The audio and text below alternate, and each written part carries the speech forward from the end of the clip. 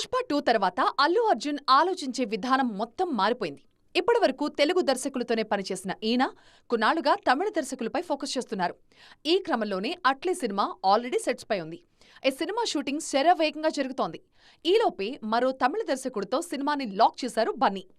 Atlee cinema sets పై ఉండగానే త్రివిక్రమ్ సినిమాని confirm చేశారు అల్లు అర్జున్. కాకపోతే ఇది మైథాలజీ సబ్జెక్ట్ కావడంతో అనుకున్న దానికంటే కాస్త లేట్ అయ్యేలా కనిపిస్తోంది. ఈలోపు వెంకీతో ఆదర్శ కుటుంబం పూర్తి చేసుకుంటున్నారు గురూజీ. ఆ తర్వాత బన్నీతో సినిమా సెట్స్ పైకి రాబోతోంది. ఇదంతా జరగడానికి కనీసం ఏడాదిన్నరవుతుంది. అట్లీ తర్వాత త్రివిక్రమ్ సినిమా ఉంటుందనుకున్న వేళ సడన్ గా లోకేష్ కనగరాజ్ సీన్లోకొచ్చారు. కూలీ తర్వాత ఈయన నెక్స్ట్ సినిమాపై కన్ఫ్యూజన్ ఏర్పడింది. కానీ ఎవ్వరూ ఊహించని విధంగా బన్నీతో ఖతర్నాక్ ప్రాజెక్ట్ ని లాక్ చేసుకున్నారు ఈ దర్శకుడు. మైత్రి మూవీ మేకర్స్ నిర్మించబోయే ఈ సినిమాను కేవలం 120 రోజుల్లోనే పూర్తి చేయాలని చూస్తున్నారు లోకేష్.